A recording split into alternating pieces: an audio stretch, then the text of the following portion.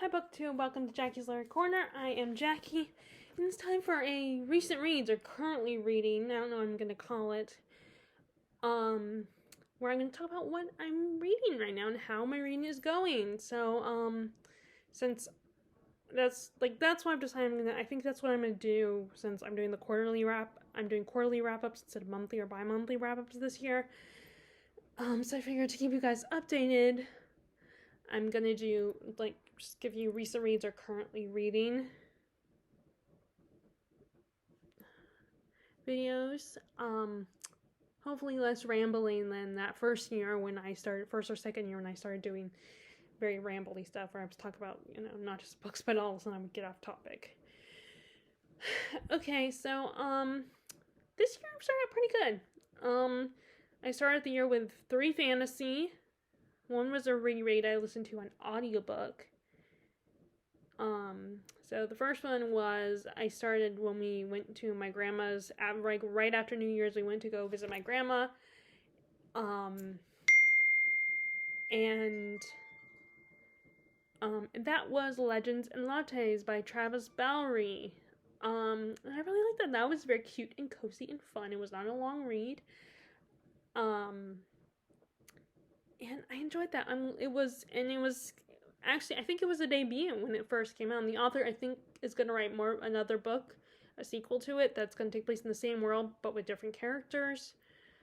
But yes, this was a fun, very cozy, very wholesome, Reagan Peru's project is described as like a Hallmark movie, but with fantasy elements instead of regular people, which I totally agree with.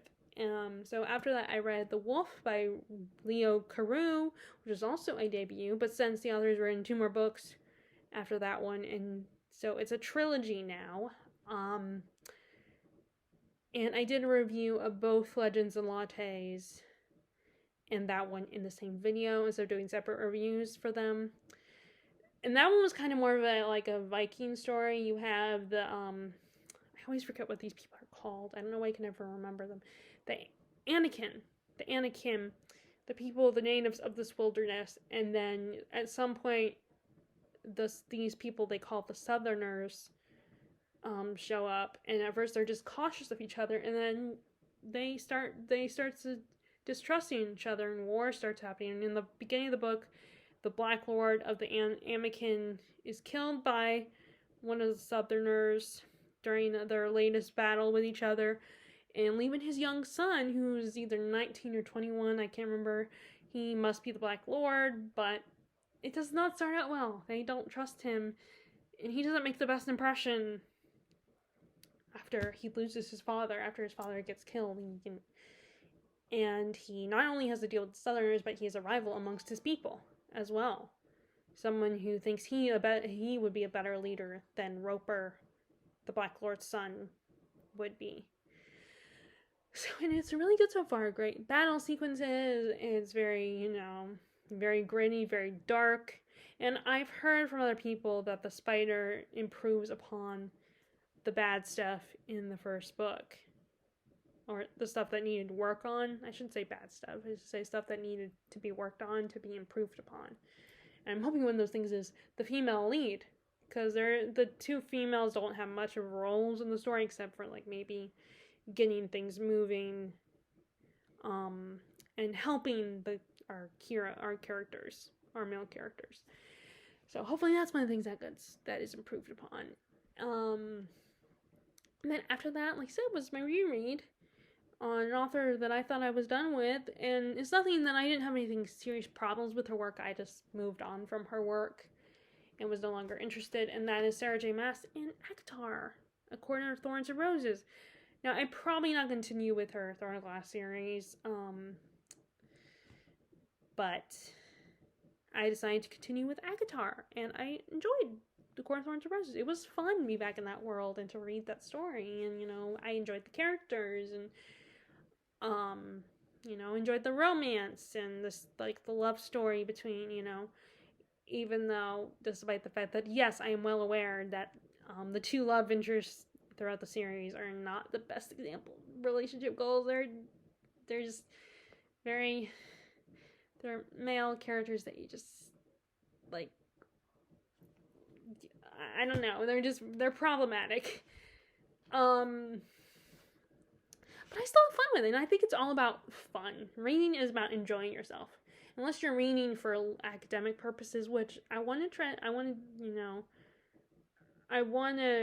well, not exactly like I'm gonna study, not exactly that I have tests on these books or I have to write an essay on these books, but when I also want to, read for academic purposes as well, for learning things.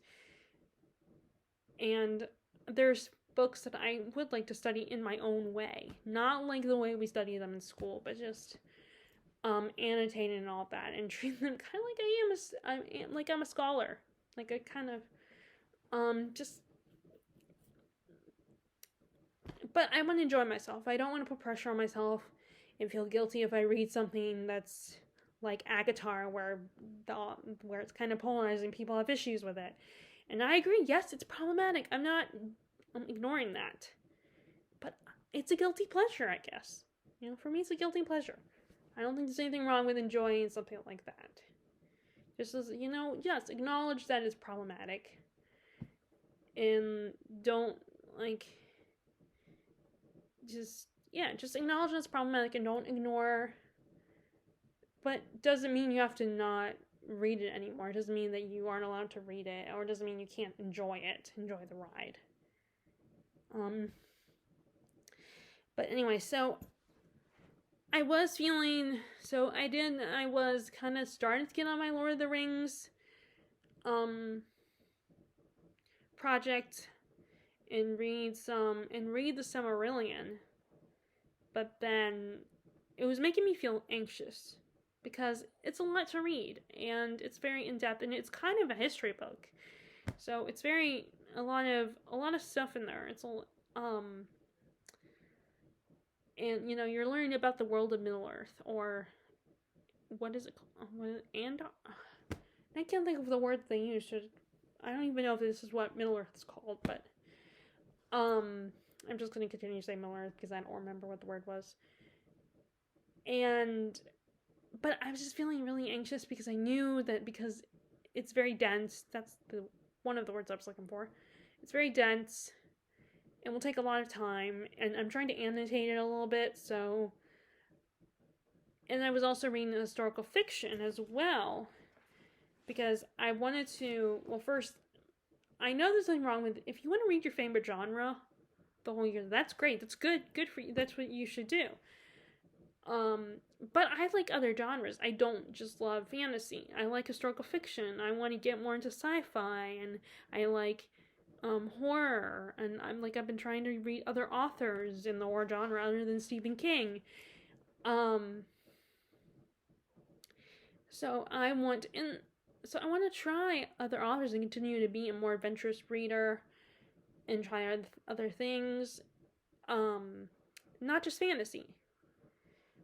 So I want to remember to include other genres in the month other than fantasy. I mean, maybe in May, although I have been thinking about my plans for May, and I do think maybe I could do fantasy in May, but I feel like since it's also Asian American month in May, I thought that would be a perfect time to learn more about my Filipino culture, which surprisingly I don't know a lot about. I mean, I'm only 25%, and my mom, so I was not raised.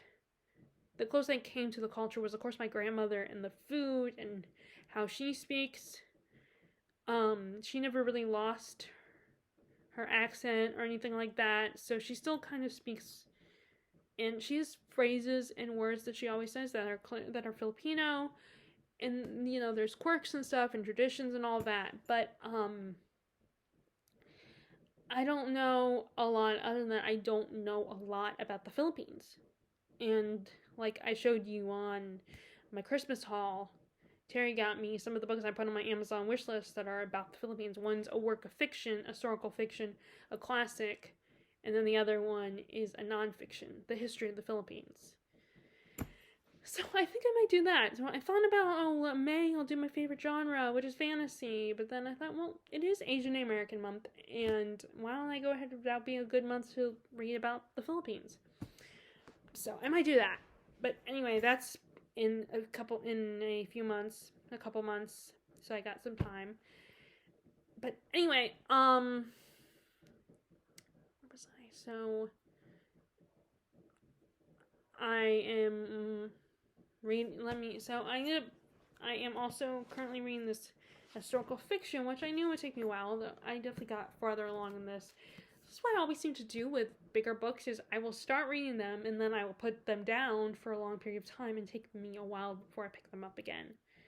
That's what happened with Count of Monte Cristo. That's what happened with Peace and Turmoil.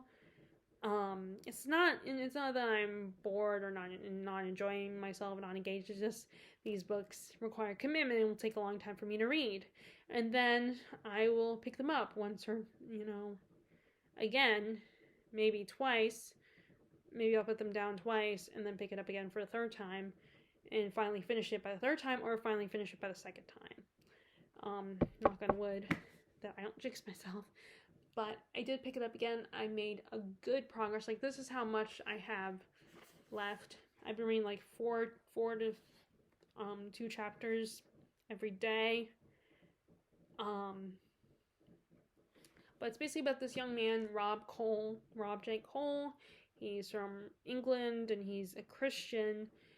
And when he's a boy, he's apprenticed to a barber surgeon, which is, from my understanding, they're a traveling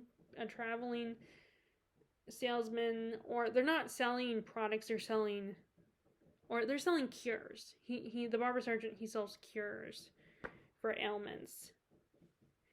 And he also has Rob perform, like, juggle and interact and put on, like, performances and interact with the people. And Rob has a gift. He can tell when someone's gonna die, when they're really sick, when he comes into contact with them. But he's told by the barber surgeon to suppress that because people might be scared of it and not trust it. And so, but as an adult, he starts to realize he wants to help people. He wants to actually cure them. He wants to learn to be a physician. And he finds out from a Jewish doctor in his community that there's a school in Persia he can go to learn to be a physician. The problem is that he's Christian, and they don't allow Christians. So he decides it's the crazy idea to pretend to be Jewish so he can get into the school in Persia. And this is a really engaging journey about this young man Rob takes. He crosses paths with a lot of people. It's very heartbreaking. And it's also really cool because when he gets to Persia, learning about this culture and these people and their differences and their beliefs, and they always have to, when the time comes, they always have to get down and pray and make sure they are facing, I think, east. And they pray to Allah, and they wear different clothes. And they have all these different laws. They're a lot stricter in this part of the world. Like, Rob finds himself in trouble quite a bit, and he has to learn to adapt and blend in. And he also, when he finally is able to get into the school, he realizes that he has a lot to study, not just studying the sciences and the math and stuff, but he also has to study philosophy and religion and government, which my mom, when she got the opportunity to go back to school a couple years ago, she did have to take a religion class. And he doesn't understand why that's important, why that is relevant to his being a physician. So it is slow moving. It is a slow moving story, but it's really engaging. There is hatred towards Jews when he's in Europe, and then there's hatred towards Christians when he's in Persia. So, and there's some gruesomeness, body horror type stuff, and it's very detailed and just but it's still really good. So, also because I was reading The Silmarillion, which was taking me quite a while to read, and so was this, The Physician. Even though this year I'm trying to not focus on reading books that aren't going to take me as much time to read, and prioritizing them over bigger books because they'll take me more time, because I don't want it to feel like I'm focusing more on quantity than quality. But with that being said, I was feeling very anxious because I wanted to have another book accomplished and finished. It just was bothering me that I was in the middle of books and I didn't know if I could get them finished.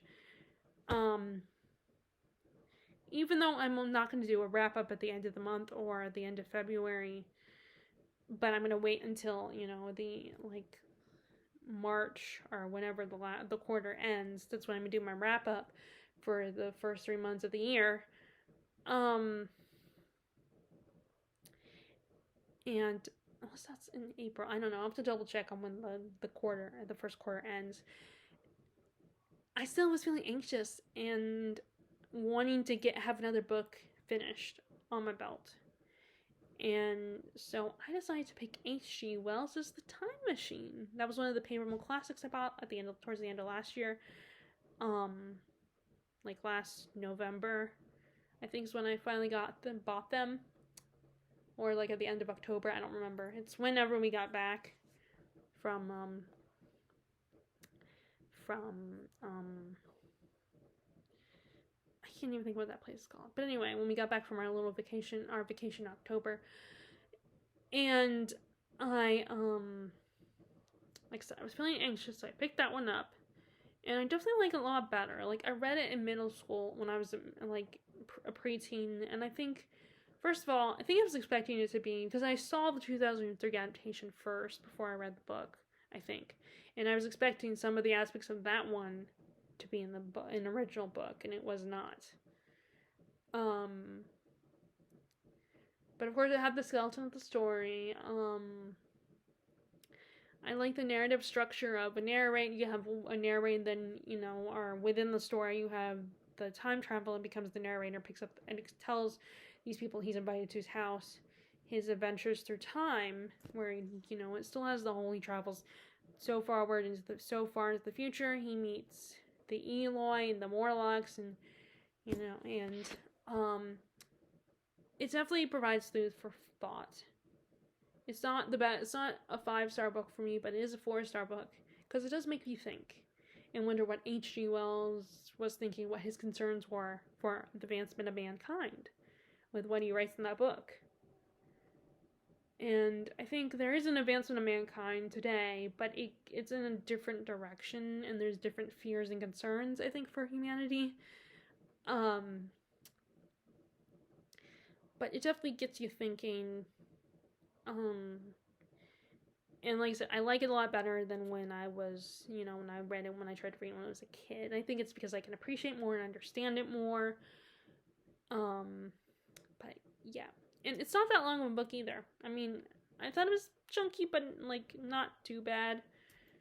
But it's a lot shorter than even I expected it to be. So I am still reading The Physician, and I just finished that one. And then I also figured I need to throw in a nonfiction and a horror book. We have these two books. We have Black Mouth by Ronald Malfi, and I think the author has written other books as well. On the back it has Come With Me, which I don't know if that's a separate thing or not, but we have our narrator. He's a grown man. He's run away from his childhood.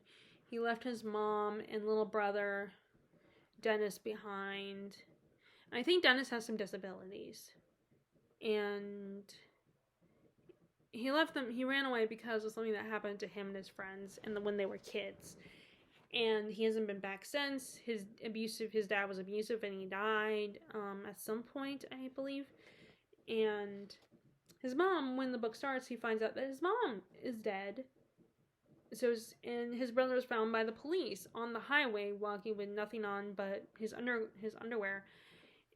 And so our main narrator, Jamie, decides it's time to, he needs to step up and take care of his brother, because his brother doesn't have anyone else.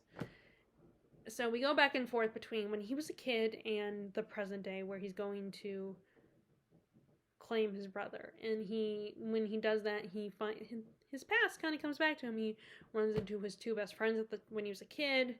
This girl named Mia, who was raised by, I think, her uncle, and I think the uncle's gay.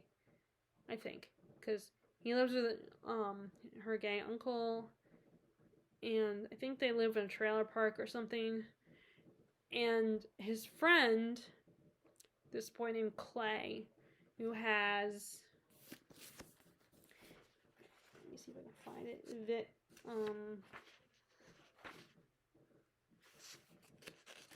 me see if I can find it. I want to see, because he does have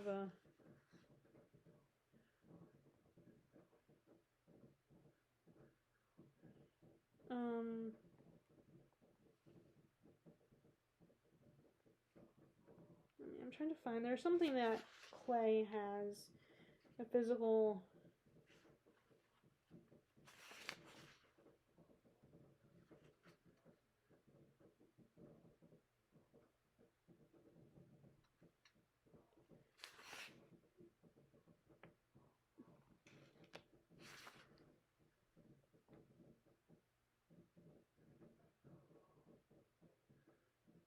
okay, I can't find it, like Vitaglo, or I'm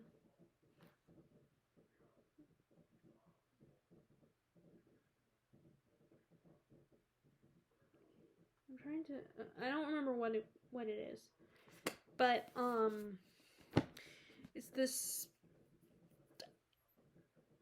I don't know if it's a disease or just like disorder, but where he has this, Clay has he's a black boy, has a skin pigment where patches of his skin are white, and he is bullied for it. Even Jamie's dad thinks, oh, the kid's ashamed of being black or something, and it's really tragic, this kid's story. And he is bullied a lot as a kid, but he ends up growing up and becoming a social worker, and ends up interacting with kids that have their own problems, and he tries to help them by being honest and tell them what his disorder is, what it is that he has, explaining it to them, and like being honest with them, because he knows people's reactions that they'll have towards his skin pigmentation.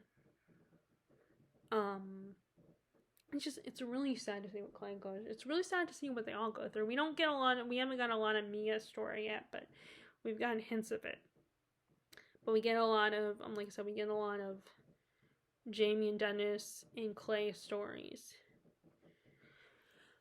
And they cross past this man that Jamie found in his garage one night, this homeless man who can do magic tricks. And he's a little strange. And from what Clay remembers, this man might have been a pedophile or like done something to them. But Mia suspects that there's something more supernatural to this guy. And I'm guessing it's going to be supernatural with this guy, and that the only way for Jamie and Clay, people like Jamie and Clay to cope with this, to act like it wasn't supernatural. That's my theory. That's what I'm thinking the direction's going right now. It does remind me a little bit of some of Stephen King's novels. I really enjoy stories about kids experiencing horrors and growing up and being haunted by it, and then eventually coming back to it and having to face their demons, sometimes literal. Those stories are always engaging to me. So there's that. And then we have another recent, not my purchase, but a book I got for Christmas. And that is We Don't Need Roads. So you guys saw this book on the Christmas haul. And if you are a fan of Back to the Future, the Back to the Future franchise is the history of the making of Back to the Future. I think there's another book that I saw when I looked for it on Amazon that was like the history with like pictures and was more like a picture book. Like a coffee table book.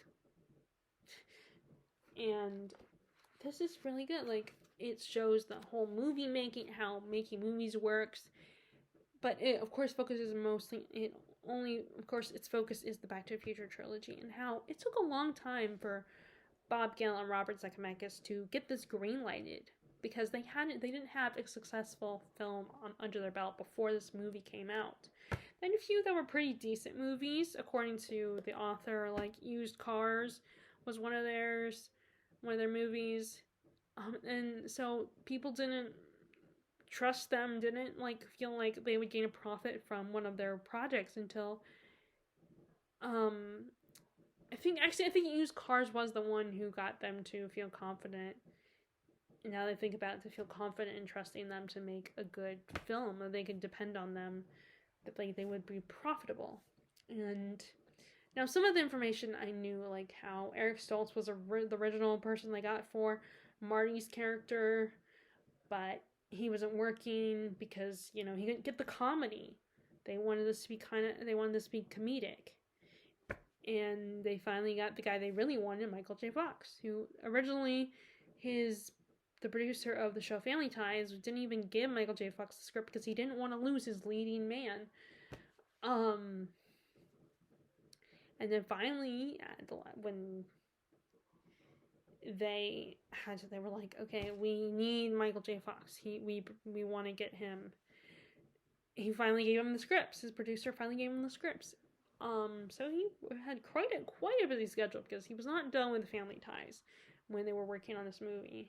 And it talks about all the challenges of making this movie and the special effects and how it talks about another thing I knew about already was Crispin Glover, why he didn't do the second movie. I didn't know all the details, but apparently he was very difficult to work with for the crew. Like, his castmates liked him, but the crew didn't like him. And he's apparently really eccentric. But anyway, yeah, so this was, I definitely recommend this if you're a fan. But I'm not going to talk about it anymore because I want to do a review for this one. But this is really cool, a really cool read, you know. If you are a fan of Back to the Future and of filmmaking, then I would recommend checking this out. Okay, so I don't know what I'm going to read next after The Physician, but I want to just talk about books I recently purchased. And I did kind of go over budget just a little bit, over the budget I set for myself for each month. So the good news, I still have a gift card for Books A Million. So if I get a chance to go to Books A Million before the end of the month, then I can use the gift card. And actually, I still have a little bit of money on the other gift card as well. So, but let's show you guys what I got. So, first, I ended up sticking with 2 books for my first visit earlier in the month, and got this, and I don't know if I've shown you guys these books or not. I don't know if I already did maybe not, but there is this, The Last Kingdom series, or originally it was called the Warrior series, but then it got changed to The Last Kingdom, I think probably because of the TV show. And this copy of the first book is the TV show tie-in edition. This purchase was kind of inspired by Alan from the Library of Alexandria and Jedford Brooks. I don't know, I think it's a medieval Viking series where how England first got started. And I was originally the plan was to start with just these first 2 books and see how I feel about the first 2 books. But then, because of past experience and how I haven't seen a lot of Bernard Cornwell books at the Roast Office that often, and even at the library, some of the books I got by him, I didn't see the next book, and one of them was a book from the first book in a series, and I didn't see the next book there at the library, so, although I think I have seen it there recently. So, I had dismissed the author, decided I probably won't come back to them again, but then I decided to, because I liked them at the time, when I read from him, so I decided, like I said, I picked these 2, thinking, I'll just read the first 2, but because I have not seen, this is the first time I've seen a bunch of Bernard Cornwell's books, I ended up seeing if it had some of the other books from the series. the books 3 and 4, and lo and behold, I got them. So at first I didn't see them, but I did kind of circle the various rows of shelves just to see if there was anything else I could spot, because I don't give up if I don't see anything right away. So I ended up getting so I have the first 4 books in the series. Oh wait, these are not in order. These might still not be in order.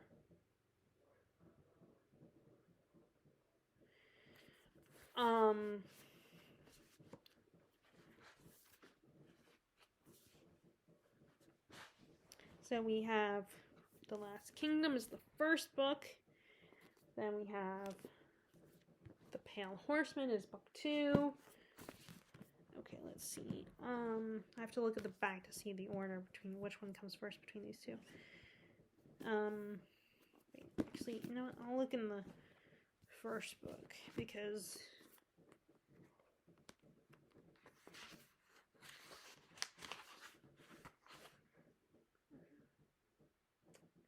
okay, so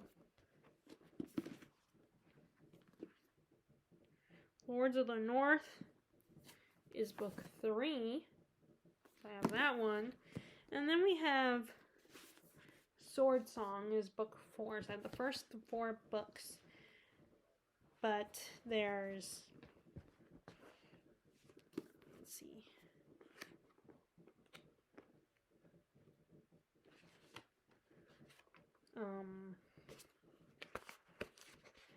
One, 2, 3, 4, 5, 6, 7, 8, 9. There's 9 books altogether in this whole series. So I have 1, 2, 3, 4. I have 5 more books to get. And I did see them. I think I saw all of them there, but I'm trying to, hold back. And I can always get them off Thrift Books or something, or Book Depository if I wanted to. So, okay, I'm going to go ahead and read the back description. Born a Saxon, raised a Viking, is a tread. I'm sorry, I can't pronounce these names, these Viking names. I need to hear them pronounced. The hero of the Last Kingdom needs, in a land torn apart by conflict, where an orphan boy has come of age, raised by the Vikings, deadly enemies of his own Saxon people. Uhtred is a fierce and skilled warrior who kneels to no one. Alfred, Saxon king, man of God, fights to hold the throne of the only land still resisting the pagan northerners. Uhtred and Alfred's fates are tangled, soaked in blood, and blackened by the flames of war. Together, they will change history. So that's the first book. At least if I like it and I watch the show, then at least by then I'll learn how to pronounce the names. But yeah, so there's 9. So these are the first 4 books in the series. And it'll be nice to just jump into the first 4 books, Okay, so I will come back to those 2. So then we have, my dad had a appointment in Southern Pines, and so he invited me to come along. I went to the bookstore while he was at his appointment, and I ended up getting a fantasy book and a classic. So first I'll talk about the fantasy book. So there are, I think the rest of the books of the series, she's already written them and they're out, which is good. So I feel like this one I can jump into it sooner rather than later. This is a debut, A Queen in Hiding, the Nine Realms series by Sarah Kozloff. In this back description, this reminded me of some books that I haven't read, but from the description of the books, it reminded me of it. Like the Ash Princess and the Realm of the Tyrline series. The premise, like I said, I have not read them, so I don't know if I'm right or not, but the premise reminded me of this premise. So, the ultimate fantasy, orphaned, exiled, and hunted, Cerulia, Princella of Warendel, must master the magic that is her birthright, become a ruthless guerrilla fighter, and transform into the queen she's destined to be. But to do it, she must win the favor of spirits who play in mortal affairs, assemble an unlikely group of rebels, and wrest the throne from a corrupt aristocracy, whose rot is spread throughout the kingdom. So like I said, it's 4 books. So we have Queen in Hiding, which is this one, and then Queen of the Raiders, A Broken Queen, and The Cerulean Queen. So it was either this one, there was another book that had some similar stuff, like a ragtag group of people. But what made me decide to pick this one is because it was a little less expensive than the other one, only by a little bit, so I picked this one because I also wanted to get a classic. So this is really fun, and then we have the classic I ended up getting from there is one that I didn't think I would ever read, but my bitterness was more to my dislike of this book and bitterness towards it was more to the fact that we had to read the whole thing before we got to the one I was most interested in. And then we ended up not really spending a lot of time on the book because it was the last week of the semester. It was the British literature class I took. And we did read Hamlet. That was the book that I wanted to read, or I should say play. I wanted to read, but we only got to, quickly get it read, and then we started to watch the adaptation, but we didn't even get to finish the adaptation, I don't think. Just the last quiz, which thankfully I think the last one only focused on Hamlet and not the other stuff. Right before that, we read Canterbury Tales. And I had a grudge against Canterbury Tales because we spent so much time on it and we barely got to Hamlet, and that really annoyed me. Now this was one I also made a mistake to think, okay, I'm just gonna skip one of the stories, and then turns out that story she decided to give us a quiz on it. So that's, so if there's any students watching this video, I hate to be but please don't. I would not recommend skipping stuff. A chapter. If you're reading a book like this, don't skip anything because the teacher might surprise you and give you a quiz. Don't skip the reading. I'm sorry to say, but I'm sorry. I know people don't want to hear that if you are a student, but I recommend it because you might get in trouble and regret, and you might, unless you're super smart and can BS your way through a quiz or a test. Don't skip it because they might ask you specific questions that have to do with the reading. So I would not recommend skipping, basically. Sorry to be one of those people, but it's for your own, trust me, it's for your own good. But I remember some of the stories, once we talked about the stories in class, they are very funny. And they had some body humor, but some of them were actually, once you understood what was going on and got past all the translation and, all that, the different writing, it's actually, like I said, it's actually kind of funny. It's basically a group of traveling pilgrims trying to get to Canterbury, traveling to Canterbury, and the leader of the pilgrims has suggested they play a game of each of them tells a story, 2 stories on the way there and 2 stories on the way back, and then whoever tells the best story, they end up getting a free room and board and meal and all that. And unfortunately, Chaucer did not finish this. I think he died before he could finish it. So this is basically only the first half of their journey. We don't get the back half of the journey. But like I said, it's just a group of various different people, like a lady, lords and ladies and knights and merchants, and all telling these different tales that are like dramatic and funny and tragic and I think, like I said, once I understood them, they were kind of funny, so I'm definitely going to give this another shot. And what kind of inspired me to do that, actually, was Tristan from Tristan in the Classics, talking about the best books that had the most influence on literature objectively speaking, like basically the ones at the most influence and had the most impact on, on literature, even if they're not like his favorites or something, or they're not favorites amongst readers. It's one of these things where you just can't deny that story, even if you don't love it, that it has a cultural impact, and this one does. And had a lot of influence, so I decided to give it a shot and get this one. And I do like the artwork on the cover, like with all the traveling pilgrims, and I definitely am looking forward to reading this with the pressure taken off and the expectations taken off, and just maybe enjoy it for what it is without feeling like annoyed that this is being prioritized over other books that I want to read, because I'm controlling my reading.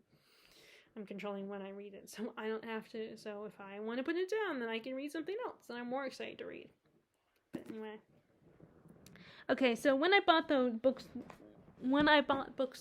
3 and 4 of the Last Kingdom series or the Warrior series, I ended up getting 2 more books, which I probably shouldn't have, because that's what drove me over budget, I think. And that is, first of all, we have these 2 books. So first of all, we have this Penguin Classics. This I think these are Greek. Aristophanes, I don't know if I'm saying it right. Lysistrata. I don't know if I'm saying. I have to hear someone else say it. Like maybe someone like Jennifer Brooks or Jean from Jean's Bookish Thoughts. I know they know, or Ashley from a Frolic Through Fiction. They might be able to tell me. They might tell me, or I could just look it up online. But I almost bought the collection of Oedipus, Sophocles plays, the Oedipus plays, and then I realized, I wondered, I might have these already. So I ended up putting those down in case I already had them, because I didn't want to risk spending the money, because I can't return anything I buy from there, except for, if I decide to donate it back to them. Basically, you can return stuff, but you're not going to get paid for it. You're not going to get your money back. You just return as a donation. So I'm not going to even try to pronounce these. But I'm going to read what it says back here. Only 11 of his plays survive. So these are plays. And this volume contains Lysistrata, the hilariously bawdy anti-war fantasy that Acarnanians, a plea for peace set against the background of the long wars with Sparta and the clouds. Finally, one I can pronounce. A satire on contemporary philosophy. Writing at the time when Athens was undergoing a crisis in social attitudes, Aristophanes was an eloquent opponent of the demagogue and the sophist, and his comedy reveals a deep sympathy and longing for the return of a peaceful and honest way of life. Like I said, I've been wanting to get more into this kind of stuff, plays and stuff. I'm probably going to skip the introduction, because introductions are always so long and can potentially spoil things. But it might be good to read the introductory notes on, the introductory notes on the different plays. That might be good to read. So I might just at least read that. But yeah, I've been definitely wanting to get into these a lot more.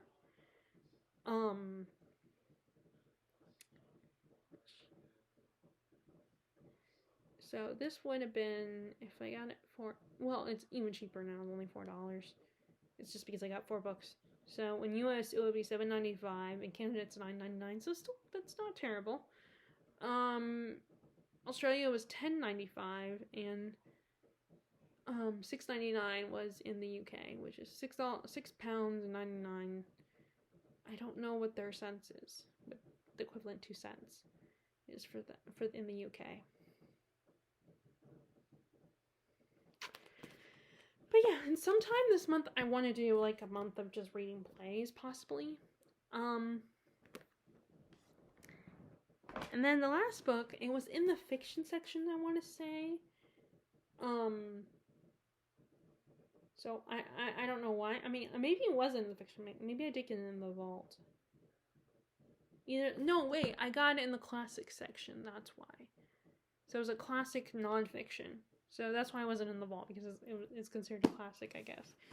But this is the Rubicon. It's another book on Rome. As you can see, I'm slowly collecting books on Rome, whether it's fiction or nonfiction. So it's narrative history at its best. And that's a quote from Ian McEwan, and I think he was the guy who wrote Atonement. Rubicon, the triumph and tragedy of the Roman Republic. So in March, I kind of want to try to do a maybe Rome reading month, since the Ides of March.